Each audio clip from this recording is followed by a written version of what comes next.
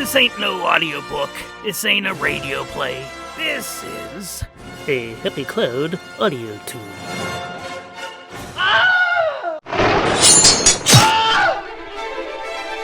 It's that time again for the Further Adventures of Rune, Return of the Miggins, brought to you by Happy Cloud Media and Chrome Toothpaste. Chapter 31, The Angerhold Dining Room.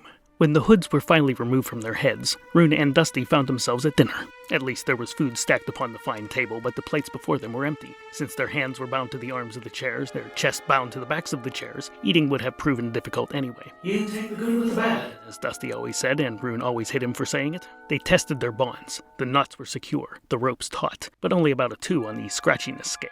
Good with the bad, indeed. Rune surveyed the dim room, lit only by berry linden trademark candles. About 6 dozen of them on the long polished table, and on each of the 9 mantelpieces. The 4 chandeliers above did little to chase away the gloom. It struck Rune then just how much of his life had been spent in barely lit rooms, despite the ready availability and abundance of Nicola juice lamps. That's what you get when you surround yourself with secret societies and anarchists, he supposed. Well, any idea where we might be, Chief? In the belly of the beast, Rune said, because the Gax wasn't there to say it. Second act, with a possible twist coming to change our objectives.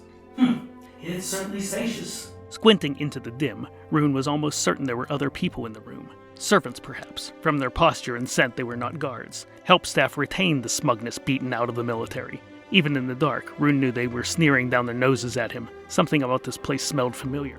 No, someone.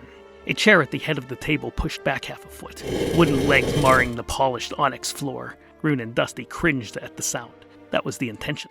As the body rose from beneath the table, so too did Rune's bile from his gullet. Undulating, something both humanish and serpentine, the body slithered into a sitting position, long black hair spilling across its shoulders, its white torso bare beneath an ivory kimono, nipples pierced and displayed, an almost handsome face for a person, cheekbones and chin at acute angles.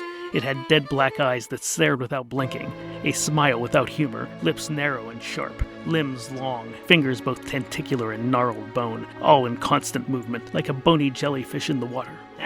Duke Leto the Off-Putting. Long way from high dungeon, aren't you, Jared? The reptilian aristocrat oozed forward, resting his dagger-like chin upon a bridge made of his knobby hands. Finally, recognition set in, and he pointed one of those fingers in Rune's direction. Rune, said Dusty cheerfully. And I'm Dusty St. Clair, Lieutenant Thessaly Aero Corps, thrice decorated, quarterly returned. It's a pleasure to make your acquaintance, Duke. Is there an opportunity to discuss loosening these ropes at hand? Duke Leto's head lolled upon his skeletal shoulders, his body moving like a drug-addled contortionist. It's Lord Leto now. Rune's frustration was rising. He'd hated this bony git since he was a pup. Whatever this was the thing he'd been meant to advise? Well, no, of course. Benny had been grooming him to murder and replace Leto. Rune regretted not fulfilling at least half that plan. Look, Jared.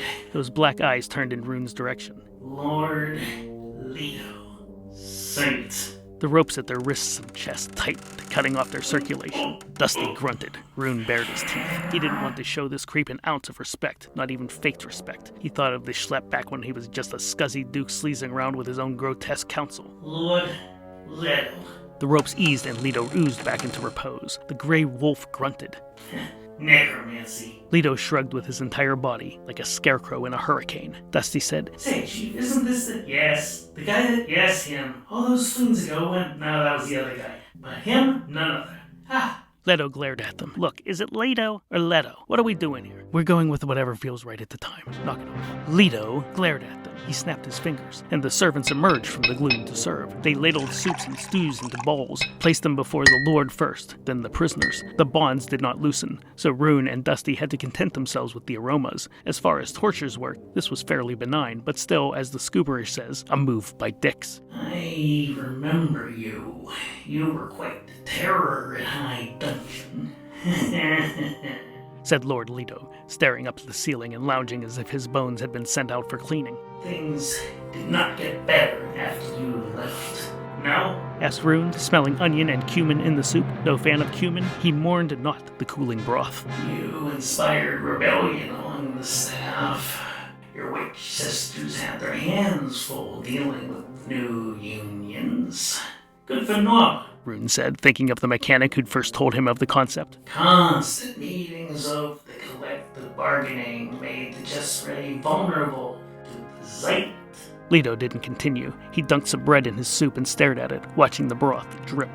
Dusty looked at Rune. Rune shrugged. Finally rolling his eyes, he said, Oh, great Lord Leto, what is this thing you call the Zeit? Ha! Know you nothing of the Zeit? I just soup, Dusty. Looks and smells wonderful, Chief. If I get a taste, my bet is the chef managed the hat trick. Leto sat upright, as if suddenly electrified. The Zeit was the necromancy collective. The ones who almost succeeded in bringing down the entire world. Twice.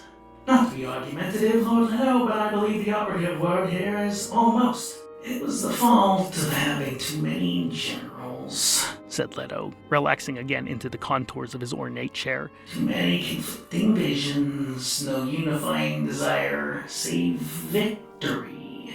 What do you think the next course will be, Dusty? Well, Chief, etiquette would have dictated the salad arriving with the soup, but I'm new around here. All those little rebellions allowed the Zeit supporters to take over the entire floor at High Dungeon. Which floor? The what? What difference does it make? Rune shrugged. Scullery? Gymnasium? Clocks, locks, and ladies' accoutrement? Leto didn't answer right away. Finally, 7. Floor 7. Your floor. Your opponents, and those you shared with Lady Di. Hey, where is she anyway? Leto smiled. It was horrible. It was the kind of smile seen at public hangings. Damn, I liked her. Chief, is he implying that? Yep. Dusty looked appalled. Dreadful. Leto shrugged unashamed. You liked her attendant, if I recall. Rune thought of Lady Di's lady-in-waiting, the golden fox Sansa Seraph. He knew for a fact that Sansa was alive, working as a Chaosian agent somewhere in Thessaly, so Leto could take his sleazy grin and slap it behind his ears. Unlike the pup Leto may have passed in passing in the past, this adult Rune knew how to keep his mouth shut. Still, information was valuable. Which one of the schmoococks did you align yourself with, Lord Gaga? Leto didn't care for that. The bonds tightened painfully again around Rune's arms and chest, but he refused to grimace. The only one that offered any kind of rationality. The one that recognized nobility over the common. One that understands the divine dominance of humanish overmorphic. Dusty piffed. Specious nonsense. My good man, we fought a war over that kind of thinking. Rune kept his gaze steady and the contempt palpable. Let me guess. Ming Mumble. Of course. Wait, no, who? Rune frowned. He had the several noses, master of the dipstick arts. Never heard of him. Though I speak, of course, of Grimfoil. Hearing that Ming Mumble, his old patron and almost friend, was not part of the Zeiss conspiracy was of odd comfort to Rune the Grey, and yet... Ah, good. Wait, Grimfoil? Chief, isn't that the guy we're going to go fight? Lord Leto barked a laugh that contained as much humor as a mass grave. Ah, fight? You? Grimfoil? How? Yes, us, I guess, and it's a secret. Who would have thought? Leto began, then trailed off and slithered around his chair for a while. Rune and Dusty exchanged glances and continued to wait. That the unwashed dog who used to exhaust both my wine stores and my maids would go on to inspire anyone. Came as a surprise to me too. But... Leto leveled a finger at the duo. You've never experienced real power, have you?